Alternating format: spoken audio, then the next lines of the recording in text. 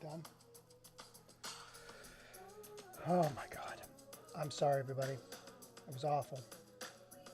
I didn't think I was going to get out of that one alive. That's too much. I was sitting. When cats stare blankly in a room, it always freaks me out. Yeah. Kids do the same thing. I've had my daughter, when I was changing her diaper at, like, she wasn't even a year old yet, but she was looking like behind my head and saying hi and hello as I was changing her at like 2:33 in the morning. Terrifying. Bored? No, I think he just is. He did what he needed to do. He needed to set me straight that I should not be trying to stream and set up streams in this way. I'm going to lock him out of my room. Unfortunately, I've got 2 dogs and 2 cats, and so it's always going to be this problem. Let's see. Where am I going? I need you. I need you. Get over here. Come on. You can do it. Is that right? Let's see if that's going to work. We will see. I'm setting up because I'm going to read, not totally read, but I'm going to share one of these 2 books. I think it's going to be We Stand on Guard because I want to explain what's going on in America with this. I've covered it in a couple other videos too. Let's see if I can get this down there. Can I? That's as far as it goes? Are you kidding me? That's as far down as that goes. That's ridiculous. Hold on. I got to pull this out even further. Get. You can do it. Well, that is not awesome. Let's see what that looks like. Hold on, everybody. This would have been done earlier if my cat was. That's as far as it goes. Son of a gun. I can't get. Oh my God. I guess we have to do it that way. All right. Hold on, everybody. Just getting this. Hi, Ark. How are you with the Canadian flag? That's exactly what it is. Thank you for seeing this. We stand on guard. We are upside down. We are truly upside down. Again, my cat's made me all bugaboo. All right, let's see. I want to see if this opens up. There we go. And this can go right there. Oh, that's perfect. That's exactly what I wanted. All right, so now I've got to turn this upside down, correct? Let's see. Let's rotate. There it goes. Perfect. Let's move that book out of the way. There we go. And now I've got to do one thing. I'm going to add a new scene. This is going to be called Book Talk. Book Talk. I'm just going to call it Book Talk. Why not? So the main camera will be not that one. The main camera. You get to see my face. That's not where I want it to be at all. You get to see what I'm dealing with. I'm setting up all new scenes because the last set of scenes were not good. That's fitting for what's going on. Yeah, that's exactly what I'm doing, Ark. So the whole idea is showing what this has been around in the zeitgeist. So when did this come out? When did We Stand Guard come out? 2017 maybe? Hold on. This came out 2016. Okay, so this is a 2016 book by Brian K. Vaughan, Steve Scrosey, I guess, Matt Hollingsworth, and Phonographics. I'm not even sure who Phonographics is. But this is a trade paperback. It's a one-off, like, come on, Pride of Baghdad. Now, there's only 3 people here right now. But I want to, hang on a sec. I'm going to take, I'm going to put your post there. Great. Awesome. And then scene is right there. Perfect. Great. We are good. We're doing better. All right. So Pride of Baghdad, also by Brian K. Vaughan. This person seems to be a prophet. This individual, I'm going to move this back. I don't need this. Hello, Salvatore. I hope that's Jen. If it's Jen, you're the perfect person to be here. I hope it is. I don't know. That's a common name in parts of the world, but I hope it's if it's Jen, hello. You're a wonderful person. I'm not wearing my shirt today, my Yin's Yinzilla shirt, but it's one of my favorites. You, for the last 2 years, you've been nothing but in my mind because of that. Thank you. Sorry, Ark on TikTok. I have somebody who sent me a shirt that from my hometown. I absolutely love it, and you've probably seen it. It's a yellow shirt. Anyways, here's the deal. Pride of Baghdad is about a pride of lions, of course, from Baghdad. There you go. The end. But when we bombed Baghdad in 2001 or 2, I think it was 2002, this is the story. This actually happened. So, bomb kind of took out a zoo in Baghdad, and these lions escaped. And so this is their story. It's absolutely incredible. It's a story of the Baghdad War told from the perspective of a pride of lions from the Baghdad Zoo. Unreal. This one we will read later.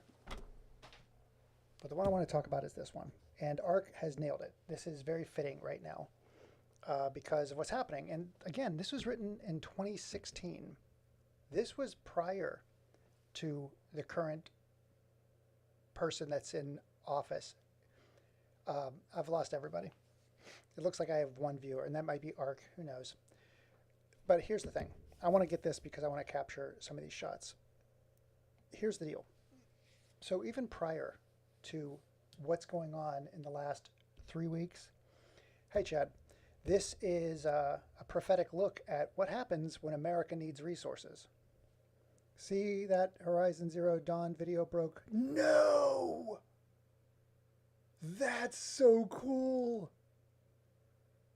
Yes, exactly, Ark. One of my followers had a video that just got 100,000 view. I am so excited about that. Couldn't be happier. And that's awesome. That is so beautiful. I hope he can monetize his videos. Hello, Ace. So again, this is a book written in 2016, prior to like this. So wait, hang on a sec. When did Obama go in? Obama went in 2008, 2012. Yeah, so this is during the Obama administration, right? And so, hello, Kisato. This actually was written like they knew America was like this. If we ever needed resources, Canada is on the, it's on the docket. Oh my gosh, that is so cool. I am so happy for that. By the way, I will not take any credit for that, but you know it was the power of my suggestion. Just keep it. I'm not going to take credit for his work. I'm just so proud of him. That's so cool. Okay, so the idea is when we run out of resources, where are we going to get it? We're going to get it from Mexico and Canada because they're the closest. We can run tanks through there. We actually have ground troops that we don't have to station everywhere else. We will get resources from North America first. And so this video kind of covers that. It explains this probably was going to get banned because of that image. But the idea is like it starts off strong. Starts off with us dropping bombs all over Canada, like what's going on in Gaza right now. This is Gaza. This is what's happening. And so it's children getting lost and then, children becoming orphaned because their parents are lost in that bombing. And at the same time, we've got this going on. So this is in the hinterlands of Canada. We are going through there. We get introduced to a ragtag band of rebels. And you get to see some of the technology, and I got to find out when Boston Dynamics started getting super popular. When did Boston Dynamics start rolling out the dog? When Black Mirror was a big deal. But yeah, like this is those dogs, the cyber dogs that are going out. And it could, again, they could have been working on Boston Dynamics stuff back in the early aughts, but yeah, they had mechanical dogs going out, and they have the fighting force kind of saying like, what the hell are you doing up here? Yep, they are basically introducing you to the rebel forces, and look at this. It's almost like Star Wars at this point. That's what the future holds. And they've got special ways of taking this down. It's the beaver stuff or whatever the stuff that they use to patch holes in walls. Yeah, I think this is before Black Mirror. Ark, do you know when? Oh, that's so cool. You know what? I completely forgot about that. I mean, I seriously, the reason why I got him into CES is because, like, he asked, he's like, "Oh, I can't go to shows," and I'm like, "I can get you into a show. Let me get you into a show," because I've done that for dozens of people. I got them into E3. I've got them into PAX. I've been able to get people into those shows, and I'm like, they shouldn't be gate kept. He's the perfect person that should be at the show. Somebody who actually cares about what they're showcasing and like is going to be promotion for them. Wonderful. The early versions. So yeah, the early prototypes of those dogs was probably 2000. Yeah. So I remember seeing some walking prototypes for those animals. I just thought those might have been a little earlier, but the dogs themselves might not have been until after this book. Hello, Raven. We're talking about what happens when America needs resources. This book will kind of cover that. All right, we got our audience back. I don't know if that was just a glitch, but we lost everybody and then it came back. All right, so this is about American forces. Anybody you see shooting right now is American, and it's the rebel forces. And oh, she's got to prove herself, and she does. That's the end. So these trade paperback books, they're like 6 comic books usually. So if you get a comic book, this is 6 of them. So this is 6 issues of that together. So this was chapter 2. This was the one that I posted on social recently. And this talks about American troops kicking down the door of some elderly people. And they're like, whoa, what the heck?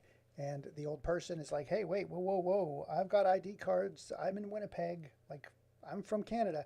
And he's just like, it's violence uber Alice, right? Keeping these people confined. Like, you cannot, like, it's what is it called? Military or police overreach. And that was covered on The Simpsons in the 80s or 90s. In the 90s, they're like, when it was the cat burglar episode where Homer and his band of thieves. Hello, Raven. Raven, thanks so much for the likes. Right? I'm just kind of showing this. It's been known that this is what America will do if it needs resources or it needs territory. Like if it needs to install military bases, they'll do it. If we need water and resources like lumber, it's on the table, unfortunately. And they knew this. Canada knew this for decades. And it wasn't just this president. Like, it's been happening. Like, we make it difficult for them to export and import. And if they don't play ball, and then we're now led, it's ridiculous now. And so I'm trying to showcase, like, this is something that's been out in the zeitgeist, to keep using that term. But this has been out there. But many people don't know about it. And I've got another one too, Raven, if you missed it. It's Pride of Baghdad. It's about lions in Baghdad when we bombed that city in 2002.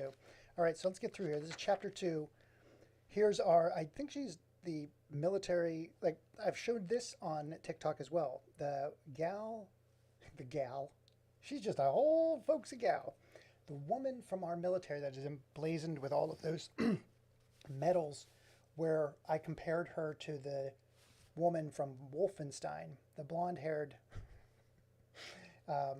Eastern Bloc woman from the game Wolfenstein. It's very similar. Like they're like, oh well, these areas are rich in resources. 80% of the world's fresh water that are in these areas, and that's why we have to take them over. They talk like that's their job, to steal resources, but they do it behind the guise of a uniform. So it's like, oh, we're doing it for our country. It's like, no, you are you are stealing. You are like going into like kind of decimate a people or populace or another culture or another country just to sustain and use the water for whatever nefarious purposes, to sell it back to your populace or sell it to corporations. It's crazy. They knew this long ago. So the good news is 100% ARC. This is so much like the Gaza Strip, which is what is happening there. So my belief, because I've worked in technology since I started working. I started off as a game developer, but I was working on computers very early on, from the mid 80s on. And I know that the technology out there has expanded beyond what we have. If you look at Moore's Law, if you look at the way technology used to advance, it would just double each year, capacity for RAM or storage, or like these were these tenants that lasted forever and then kind of went away when it got commoditized. So I think that the military, the government, whomever has advancements that we have not seen. Like, again, if you saw a drone up close, you'd be like, what can it do? And it's like, "Meow," and you're like, what the heck? I had no idea a drone could do this. I thought it looked like a plane. You're like, no, it does all of these other things. It's a lightweight machine that you can control on the other side of the world.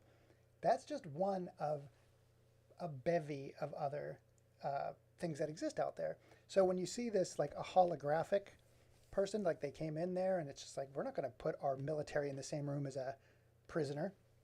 And I think they also talk about Guantanamo Bay in this thing, like military prisons. So hold on. Whoa, whoa, whoa. I'm going to get banned for that too. But it's like there are going to be ground forces on both sides. They're going to have skirmishes left and right. You're going to have groups. Oh my God, that's terrible. I know what that is. It's not what you think it is. I mean, it looks bad, but it's not what you think it is. It's like this is like a 1984 deal where they put the rat cage on the person's head. It's what the person feared the most.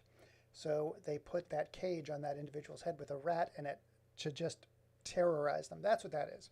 They can do that because they can implant ideas and thoughts into prisoners. So instead of waterboarding them physically, you can torture them psychologically.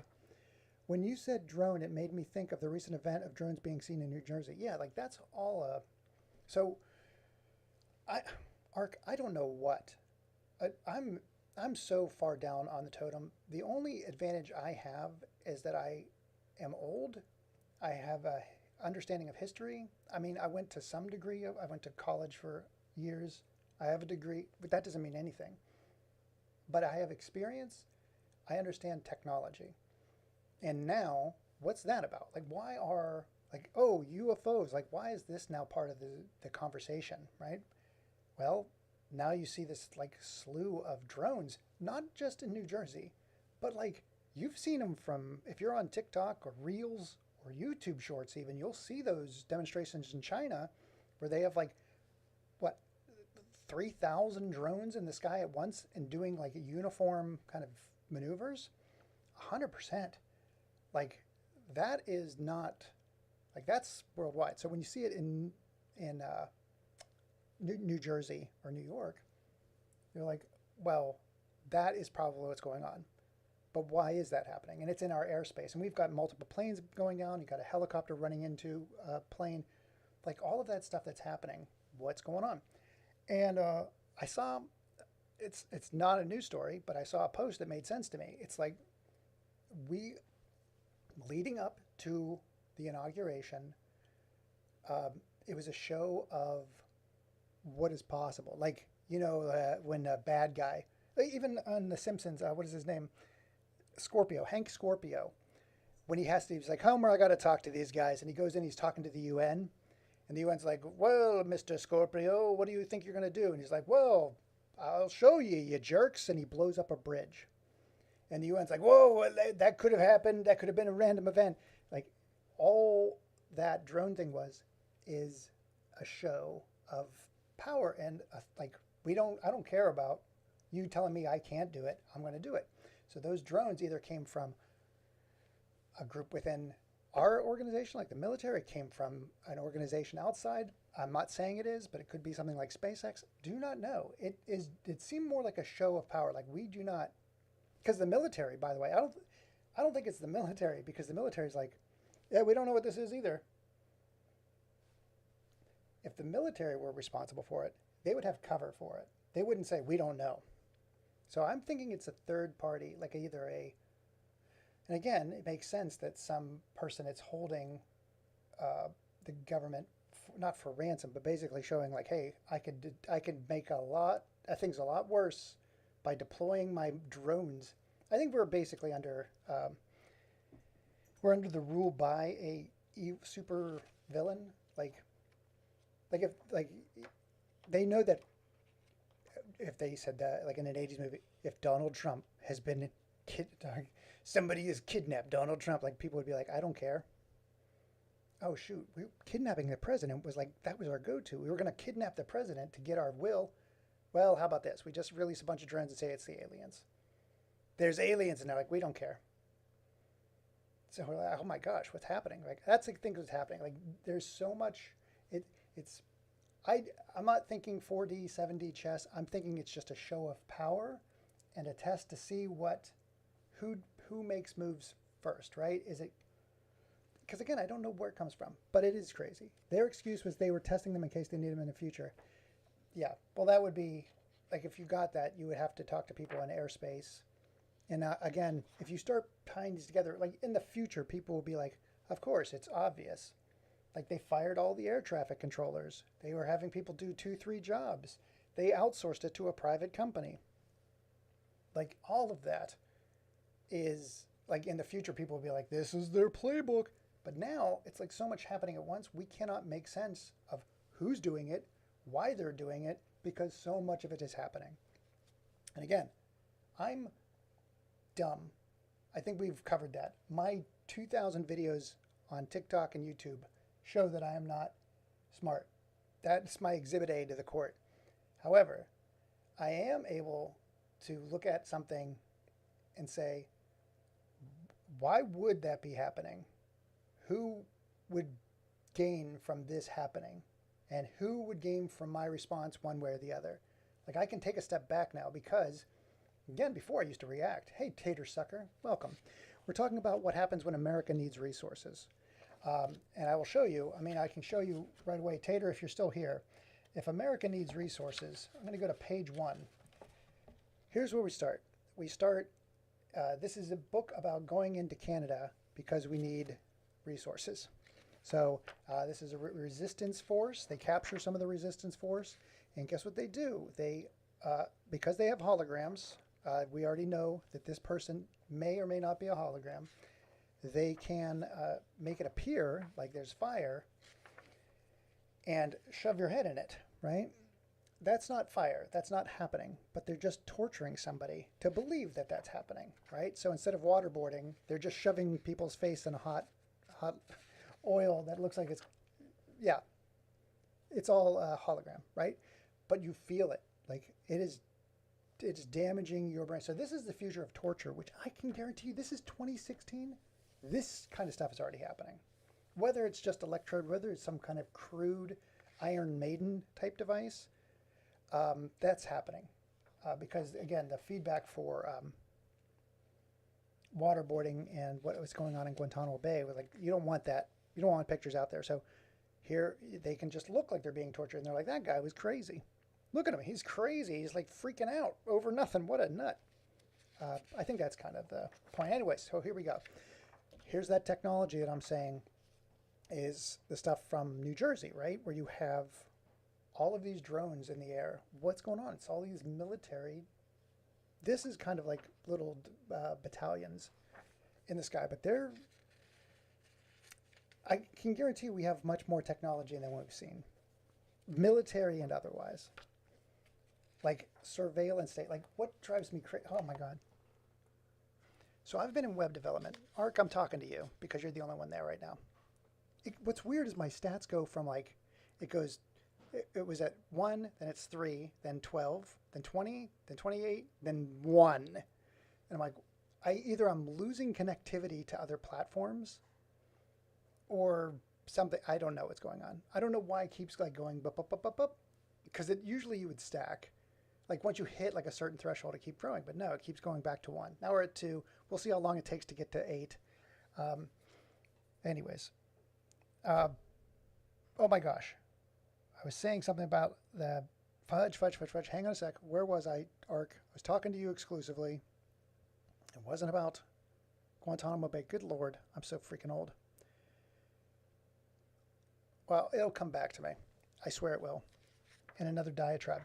All right, so we're hiding people under the floorboards like we would in something you would see like in Anne Frank, or we've got all-out war going on with the cyber dogs and drones. Again, 2016. This is so far in the future. It's crazy. They saw more than like almost 10 years into the future. Like this is the road we were going, and the technology would advance to this point. I don't know what year this takes place. Hang on a sec. What year does this take place? It's like 20. It's not that far off. I think it's like 2048 or something like that. Hold on. Oh no, sorry. No, it's 21. It's 2112. So this is 100 years off. So that makes sense. That makes a ton of sense. So this probably was a book. Oh my God. This was written right after, or this is released right after Obama's uh, first term in office. So 2012, like people consider Obama more or less like a Democratic liberal type candidate, but he is responsible for more drone strikes than I think any president up until Biden. But it's like that was he was a warmonger, and they knew Canada knew it. So this book came out in 2016, but the comic came out in 20. Hello, Torpil. This comic came out in 2012, and it's based 100 years in the future. So in 100 years, America will be like going after Canada for whatever resources, whatever like compliance in the technology. Again, we've got these dogs. Who knows where freaking Boston Dynamics dogs are going to be? It's bananas. I don't want to go through the whole thing. I'm going to leave the last chapter up for debate because I'll read through this whole thing. But We Stand on Guard is like a cautionary tale for what's starting now or what's been going on. If we ever need resources, we will get them from wherever we can. And right now it's like what is it? It's not the Diamond Triad. It's the terminology for like a Latin America. That's kind of why by the way, again, I don't know anything, but why we would want to rename the Gulf of Mexico to the Gulf of America is because at that point, none of the laws apply because it's no longer the Gulf of Mexico. It's no longer under anybody else's ownership. It's under ours. And so therefore, if we claim ownership of it, the contracts are written by us. So we can drill for oil. We can set up military bases along the corridor. That's kind of why I think those are being renamed. And again, I don't know what I'm talking about. I'm a freaking game developer, creative artist who upscales Simpson stuff. I don't know what's happening. Don't take my word as gospel. I don't know anything. But I might know how to get somebody into CES so they can get 125,000 on their videos. That is so awesome. You know what's really funny? Ark, I haven't heard that from. And again, I haven't been on Discord, but I don't know if he has texted or messaged me, and that's fine. I'm very bad on the replies, but that's so awesome. Thank you for telling me that. All right, so now we've got We Stand on Guard. We've got which I'm not selling these, but I've got that. The video that I needed to do this for, you ready for this? Hold on. It's right here. Is it following me? It is.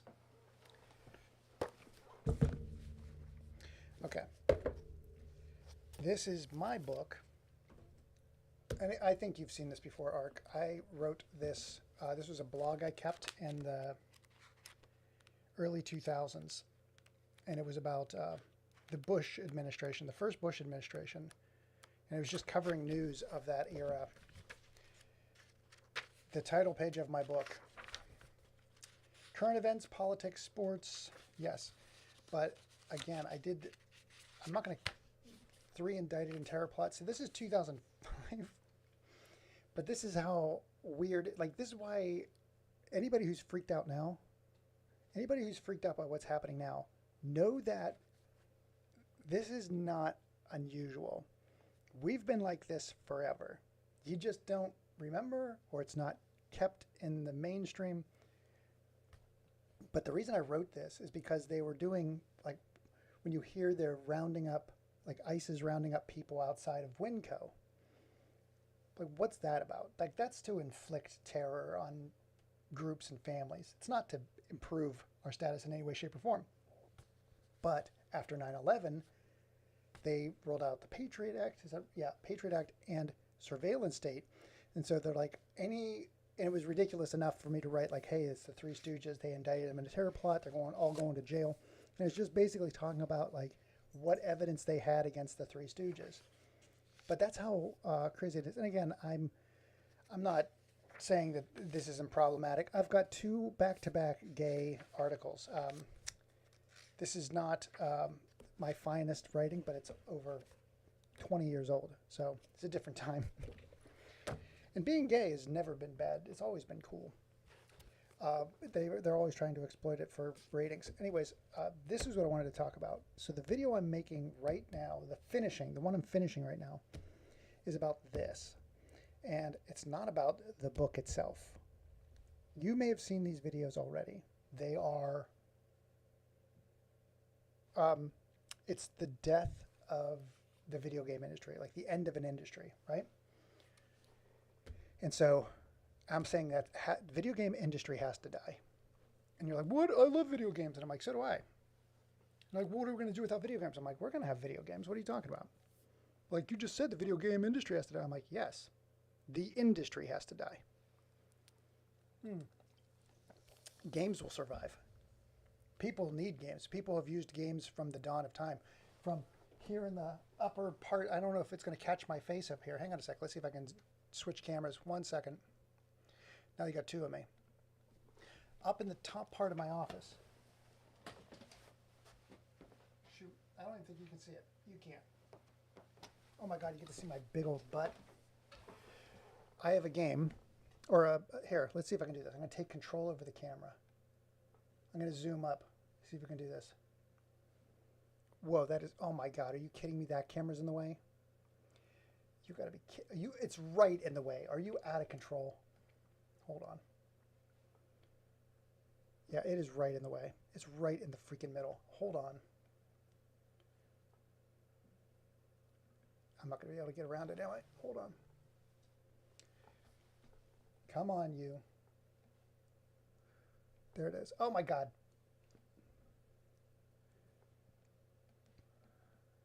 These games. Here we go. These are the games I grew up with. This game has been around for thousands of years. Owari has been around for thousands of years. Bazaar, another one. These are ancient. Chess. Like, games aren't going anywhere. Games are always going to be around. But the game industry, and you're like, well, what are you talking about? Like, why you got to be on my grill? Hang on a second. I got to see if I can get my face autofocused. It's autofocused. Why isn't it? I got to figure that. I have no idea how things work. This is why I have to set up these. Oh my God, stop zooming in. I have to set up cameras. There we go. Okay. So we're going to go back on the wall one more time. Hello, Fire Lemon. I'm going to show you why this is what I'm talking about. So here we go. So Phoenix, Rise and Fall of Video Games. Ready? Hold on. So this is the second edition. This was from, okay, so the first edition is 1994, and this is 1997, right? It is called Phoenix, The Fall and Rise of Video Games by Leonard Herman. Okay, so between this one, between the second edition, it's actually, and the third edition, but hold on, I got one more thing to grab. Oh, you gotta be kidding me, where is it? Where in the heck? Wait, time out a second. Hold on, everybody. Did I? What in the name of God did I do with it? Oh, there it is. Good Lord.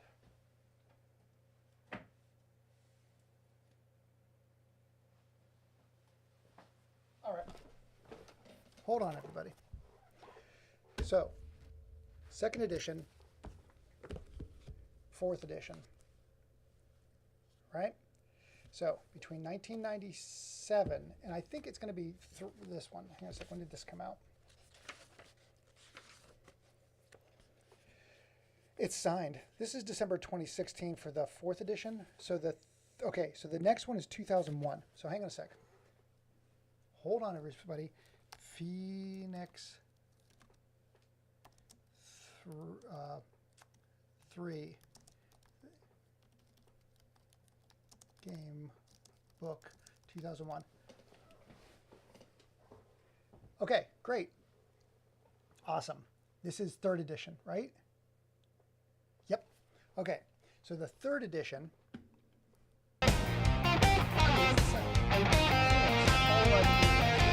2001.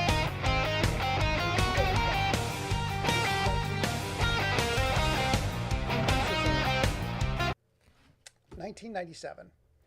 Okay, so 1997, 2001 is still called Phoenix: The Rise and Fall of Video Games. But then, out of the blue, the next edition, Phoenix 4, is called The History of the Video Game Industry. And it's the same, it's the history book for games. And you can see how fat it is. So let's see, how big was Phoenix 3? Phoenix 3.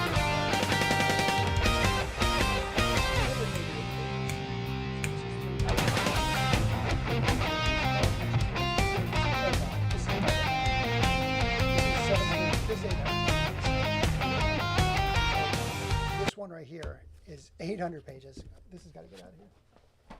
Now, granted, a ton has happened between 1997. Okay, how many is this? How many is this? Okay, so time out. Okay, so wait. This one is 312 pages. The next edition, which came out in 2001, keep in mind that's Xbox, GameCube, PS2 was in 2000. So Xbox and GameCube came out in 2001. Now, when did it come out? It came out at the start of 2001. Okay, so between 1997 and 2001, we added 70 pages. Less than 70 pages.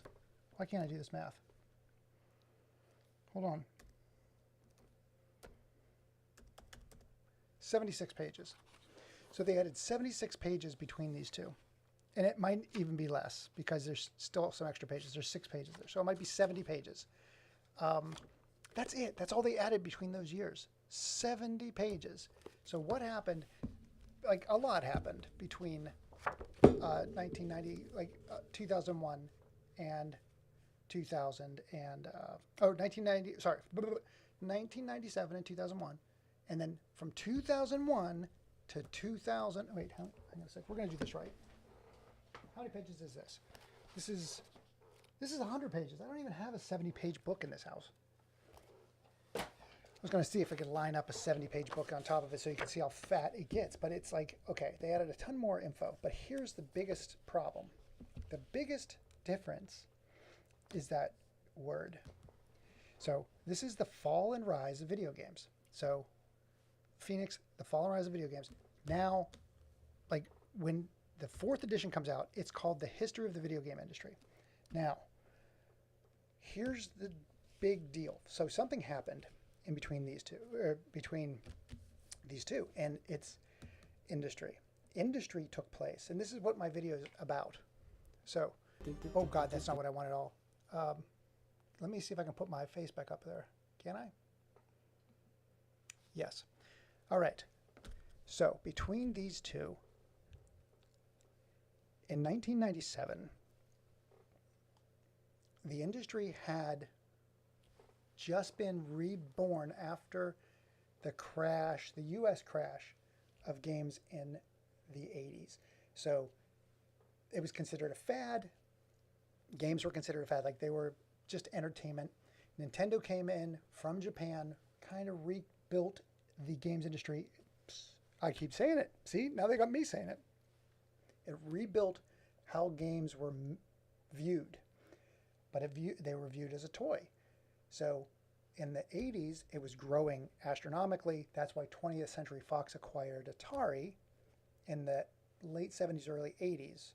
20th Century Fox saw the value of it, and when the industry crashed, they're like, poof. I'm saying industry in that era because it was. They were like seeing the value of it. It's like, there's no bottom. Video games are going to grow infinitely. Does that sound familiar? That's funny. But 20th Century Fox acquired Atari, and the challenge was like getting IPs because Fox had their 20th Century Fox had like some of the biggest names at the time, like MASH. Like they had big IPs. I think they had they had E.T. And I want to say, I don't know if they had Raiders of the Lost Ark. I can't remember who made those, but anyways, they saw the value of video games, and like getting their IPs on another platform. Well, when the industry crashed, the Hollywood and politicians viewed it as like, oh, it's just a fad like Cabbage Patch, or it's a fad like stamp collecting.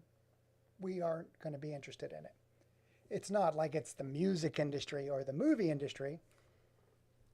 So in the 80s, games are starting to bubble up and become incredibly powerful.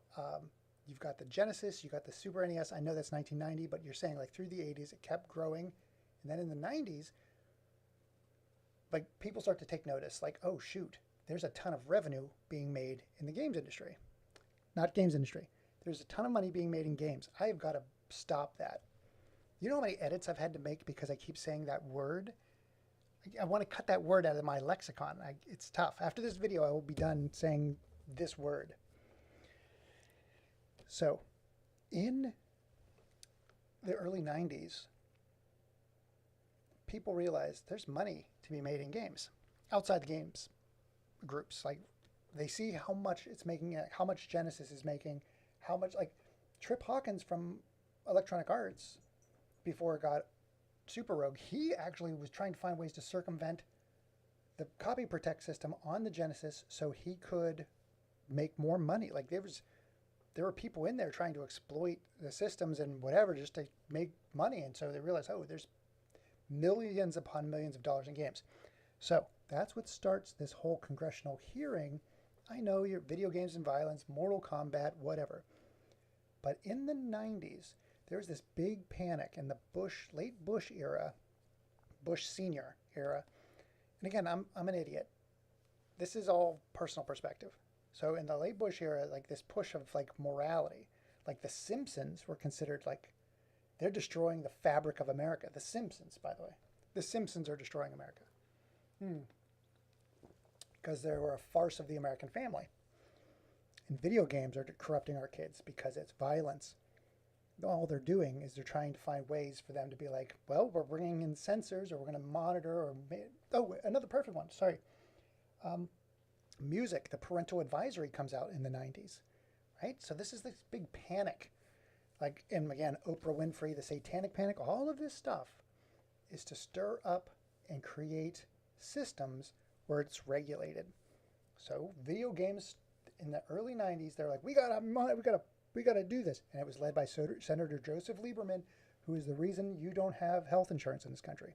One man stopped it from happening just a few years ago. And now he's dead. Couldn't be happier. That man has been a freaking, that person is going to be burning for eternity. What he's done. What they have all done. Anyways, here's the deal. Senator Joseph Lieberman realizes like, oh, this is our path to revenue. Well, at the time, games people were relatively smart. So you have Nintendo, who is Howard Lincoln at the time, and Sega is, I think it's Tom Kalinske. Tom Kalinske, yeah. They both testified before Congress, and they say, well, we've got it covered. We're going to make our own rating system. And so they do. And so what they also do at the same time is the IGDA, Interactive Game Developer Association, gets formed because we realize, no, now there's going to be more lawsuits, there's going to be more litigation. We need a voice for game developers. So the IGDA gets formed, and Sega develops their own ESRB ratings, which I'm sure you've seen. It's like KA, it's on their games. So both Nintendo and Sega have their own internal rating systems that they're using, and it's Nintendo has a seal of approval. There's a bunch of other like gates that they have, but that's as the parental advisory thing shores up, and that's around 91, 92. They start putting those labels on albums, and that's a cut. Like, you'll see what happens in the video. I show you what that means. Hopefully more than 2 people watch this. And again, I apologize because I'm scattered because I didn't plan on talking about this. But after the parental advisory goes through, what happens is this weird little shift on the back end. Game folks are like, Games are freaking getting bigger than movies. They are promoting and championing the games industry so much. Like we can't be at CES anymore. We need our own freaking.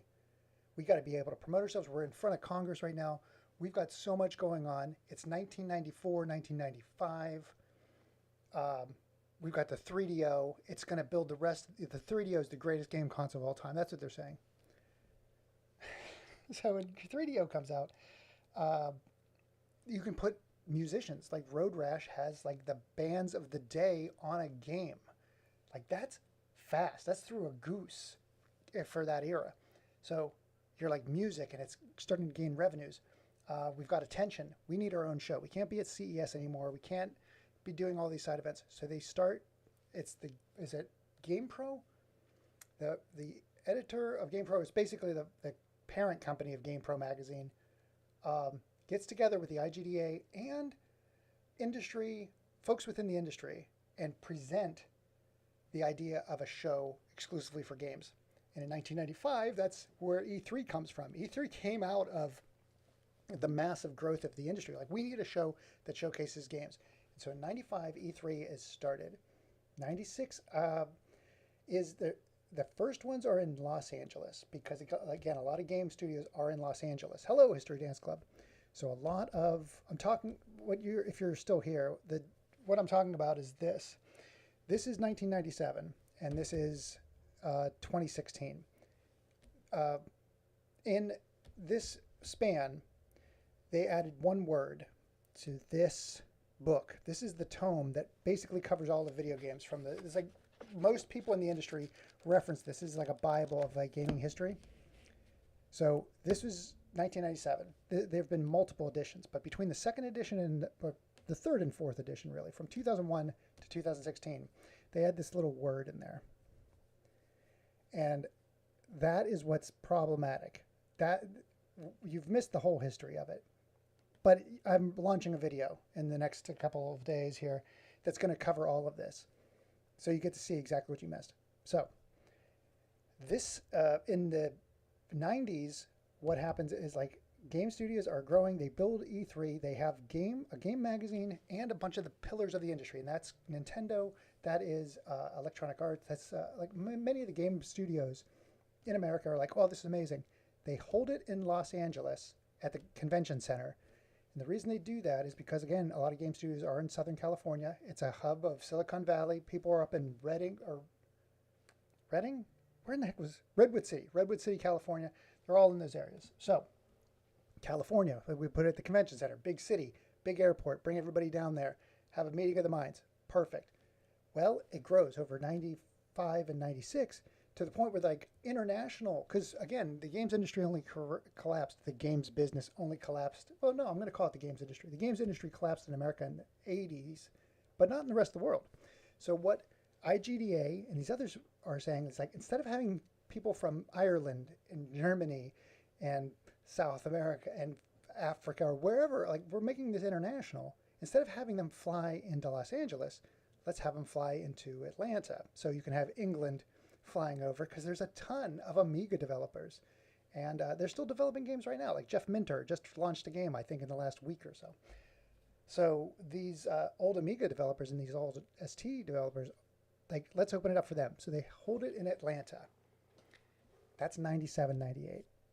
And this is where I think somebody there, I have not been able to corroborate, but those two shows in 97, 98 were a nightmare because they were at Atlanta's convention center there. And keep in mind, this is technology. Hello, Zeke. Welcome aboard. In Atlanta in 1997, 1998, they lost power at the show. It was not air conditioned at the show. Like, keep in mind, this is a convention center. These things are air conditioned, but it's like these people came over from England, and the big news of the show was not about games, but how shitty it was. Eagles Parade almost killed me. Oh my God. We've got people dying in Philadelphia from celebration overdose. So here's the deal. It's held in LA. E3 is a massive success because it is a showcase for games. It is a platform where games can show how big they're growing, how great they are. From 97 and 98, and that, keep in mind, that's the PlayStation era. Yeah, Saturn, that is Nintendo 64, that's leading up into the Dreamcast era, right? Because the Dreamcast in 98 launched in Japan. So 97, 98, two massive years in gaming. In fact, probably two of the biggest years in gaming of all time. Castlevania Symphony of the Night, Metal Gear Solid, like those are big games. They're still massive, right? So in 97, 98, the talk of the show is brownouts. Too hot, doesn't work. Like that's what I remember. And I remember being there, and like there's a lot of news there, but just people were upset. Like when the news got out, like, oh, it's terrible. All of these news outlets are saying how crappy that experience was. Now, here's the thing. It was bad, but it was fine because it was made accessible. On the back end, what is happening is this. The company that agreed to put on E3, the parent company behind GamePro, I think it's GamePro, GameFan. I can't remember the exact one. It's got to be GamePro. GamePro was the magazine that like touted it and came up with the idea and presented it to the industry. But the parent company ran an event studio, like a event agency, and that's why it was a split where the industry was excited, and the magazine was like the catalyst to get it started. But the winner would be the person who owns GamePro, also owns an event studio. So they were like, oh, we're going to put this thing on. We'll make money like on the promotion side of it with our magazine, and we're going to make a ton of money like off for the event side. Well, in 97, 98, that reputation gets dragged through the coals. The night they won, they stole ritzy hotel towels and threw them on the ground and set them on fire. Is it dry enough in Philadelphia to do that? I know everything is flammable. Hello, Zilla, you're back. That's crazy, Zeke. Like, God save you and your family from victory. I am so sorry about your victory. It's shameful. That's why Cleveland never wins. That city would be on fire every day if they won. All right. So that event studio got lambasted in other press junkets saying how that's what the reporting was. It was terrible. It was just a bunch of bad news articles about how crappy the show was. Well, in 99, the show's back in LA. And it's being run by a different studio. Like the event studio, like we're going to put this on like separately. Like we're gonna redo how we do E3. And they shifted the event studio away from the one that GameFan ran. That's very gamer centric because the person who was pulling putting it all together was actually the GamePro magazine. Like the gamers, the people in that industry who cared most about games, they were the ones spearheading it. That's why E3 was so freaking awesome. It was a game event put on by the people who make games about people who love to talk about games. That's why E3 was such a big deal. Then, in 1999, that all goes away.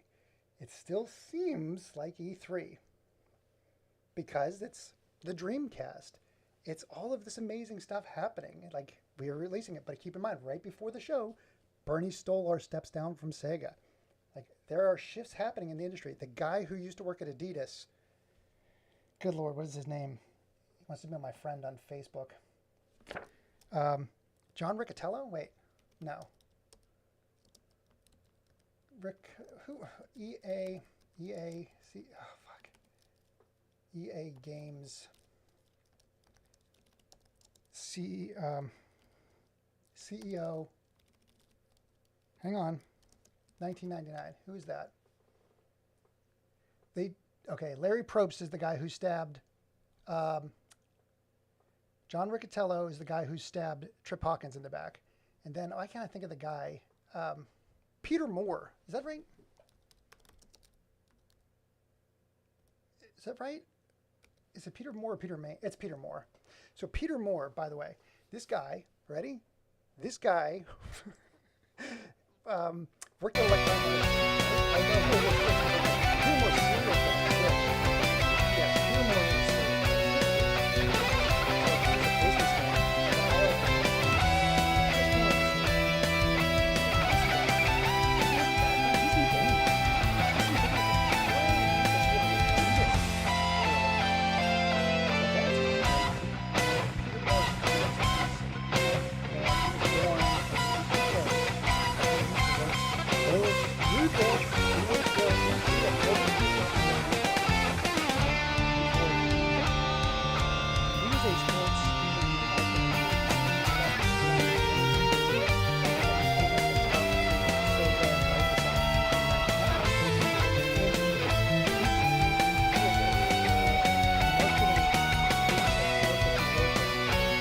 he was running, like everybody's like, oh, wow, this guy's freaking awesome. He's young, he's hip, but he's like a marketing dude. That's what came in 99. And the studio that was developing this, there were other parts. And again, the video covers all this. I don't want to give too much away here. And I know a bunch of people left. Hello, Liverpool FC. I was just talking. Gee, Liverpool FC. I was just showing Peter Moore's connection to freaking Adidas. How crazy. Welcome aboard, Liverpool. So, yeah, in 99, the E3 gets taken over by other means. The IGDA, that's the organization meant to help game developers, that gets co-opted and another organization gets formed. That organization is called the Entertainment Software Association. The Entertainment Software Association is a lobbying group. This is 2000. This is like 99 to 2003. Like all of this is happening. Guess what else is happening? Fresh off the parental advisory in the music industry in the 90s, there's now an organization called the ESRB that gets formed. The ESRB now becomes mandatory for all games to siphon through. Every game has to go through the ESRB ratings to be released. It's the same thing as the motion picture. It's the PGR, like G, PG, PG-13, R, like that MPAA, also a lobbying group. Music industry in the 90s, the RIAA, the Recording Industry Association, right? That is an organization that is a lobbying group for the music industry. So we've got a movie industry lobby and we've got a music industry lobby. And now, between 1991 and 2003, a new lobby is formed called the Entertainment Software Association. And the Entertainment Software Association lobbies Congress. So every dime that a developer puts in to getting their game through the ESRB, which is underneath the ESA, that money goes to politicians. So every time you see the ESRB logo, money's going to politicians to sway them to be like, oh, video games aren't violent. And if they are, they'll amp it up. That's why this conversation will never end. The video games and violence conversation is going to be going on in perpetuity. Same with gun violence. Until somebody doesn't make money off of it or until it endangers their lives in some way, it's going to be around indefinitely. There's no solution for it. There's no way to solve gun violence in schools. There's no way to stop video game violence because it's not meant to be solved. It's a solution. It's a problem that has no solution, even though there's a million solutions. So the video is about how E3 died in 2003 is effectively the last. E3 died in 1999, and the nail was put in the coffin in 2003. And you can track it by the magazines that they would release. Just a quick post to ask you how Arc of Shadow do. Hey, Sonic, congratulations. I had no idea your video was doing so well. That video has over 100,000 views. That's amazing. Everybody, Real Sonic went to CES this past year and recorded something for, it was, I think, Aloy. It was a freaking cosplay. But since he was on the floor, he recorded it. People love Aloy. He's got over 100,000 views. Congratulations, Real Sonic. He's in the chat. Very good job. Excellent. Well done. I'm proud of you. And he's gone. So that's that. Anyways, the video covers that. Video covers what exactly happened, why it happened, and why the end. So that's the birth of the games industry. 2003 is the end of the IGDA and the start of the ESA's reign.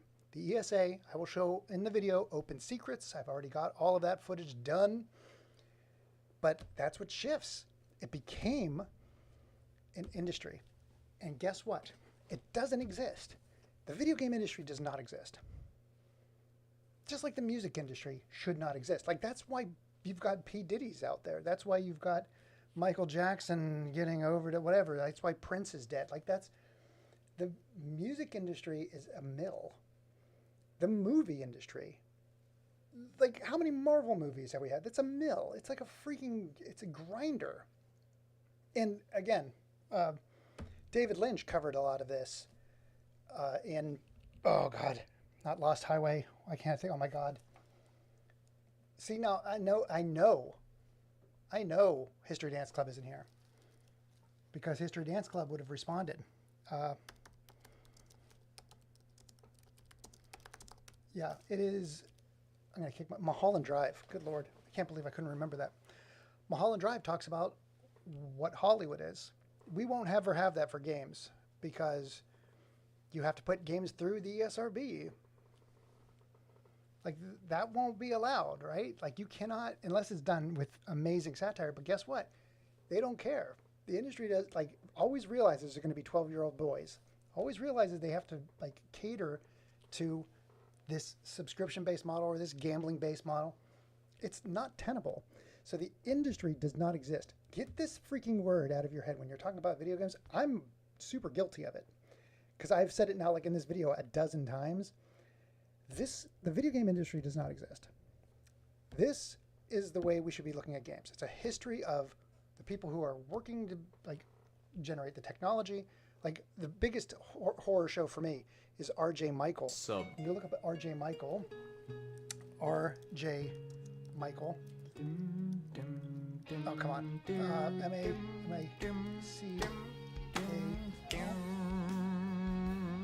How's it going, Justin? Welcome in. Happy Valentine's Day. This is... and I hope you this can guy whisper is carelessly. Like always Always right? a banger. Yeah, it hasn't been played in a while, which is shocking. R.J. Michael was born in 1956, right? Here's 3 paragraphs. I used to play Careless Whisper on my Not only did he develop the interface for Commodore Amiga, but also the Atari Lynx and the 3DO, and he worked for Williams Electronics. He developed the arcade machine, first stereo arcade machine, which is Sinistar. He's responsible. Right. This person has developed so much technology. Wait, what? Since when is that a command? Why am I supposed to die? He's like responsible for that. Massive amounts of technology, and it's like, okay, how many paragraphs? Okay, I'm dead. Goodbye, and have a nice stream without me. 1, 2, 3, 4, 5, 6, 7. 7 short paragraphs. Everything from freaking the Amiga to the Vita. Okay. A the next song is and you know what? game that I know now what it looks like. What is it? Funny name, funny game, gosh, I'm gonna kick my own funny butt. Music, Bubsy. He did work on a ZX. In claws ZX encounters Spectrum. of the so third he's got like from kind. A to Z, literally. He's worked on all of that. He's got 7 paragraphs, 7 small paragraphs. The video game industry used to be written by people who made games, were passionate about games. Now it's written about as it's freaking a juggernaut, and it talks about the corporate moves or whatever. This is bad. This is why we have the games that we do. This is why all of the game, they're all focused on making subscription-based, yearly products that don't improve, ways to gate you through content. Ignore this. When someone says, I want to get a job in the video game industry, say, no, you want to make video games. Screw this. This is going away. Video game industry is going away. And again, once we start finding different ways of delivering games, whether it be, now I got to get myself a hand on a Steam Deck, but once you eliminate the publishing model that currently exists, because if it's all digital, nobody has physical product. See, they're all like, oh, then we own all of this. Well, all somebody has to do is make an open source distribution model, and they're all gone. Like that's, unless they can patent away, which they will, they can't patent, unless they can patent a way to say games can only be distributed through this model if we approve of it. And that's usually how trademarks work. They'll become trademark trolls. The industry, that's their end game. The industry's end game is to become a trademark troll or a patent troll, where they're like, oh, you can't do this. Like Nintendo's doing this right now. Nintendo's doing this right now with Pokemon. And Mudahar has a great video just from yesterday saying, I hope Nintendo loses. We all should hope Nintendo loses. Because, yeah, you might like Pokemon, but you don't want them like saying what is in violation. And by the way, the court agreed on 13. They like only 1 of 14 counts. The court's like, yeah, we only agree on 1 of these. The other ones, you're just putting this out there as ballast for your argument. So, end of the day, the industry, the modern industry, is bad. Ignore it. when you think about the music industry, like you think about your artists, right? You don't think about the the industry that generates the Diddy's or the Drakes or the that kind of ideology, right? Like when you think of movies, you want to think of like the movies of Steven Spielberg of the 80s, or like you independent like Godard and films of the 60s, like art house films of the 60s and 50s and 60s, and then you want to think of like modern like A2, God Lord, Annapurna. It's A4. Is it A4 or A2? God dang it. A4 is the paper. A2? A24. Jesus Mary, it's A24. I was like, it's either A2 or A4. A24. Annapurna Interactive. That's the movies you want, not 700 Marvel movies. This is making 700 Marvel movies. This word. So ignore it. Nobody should want this to survive. Everybody should want this to die. And I'm having a video that comes out that talks just about all of that. Anyways, thank you all for watching. I appreciate it. Sonic, you got some splaining to do, and I am very, very happy that you guys joined me. Thank you so much. I'll see you in the next one.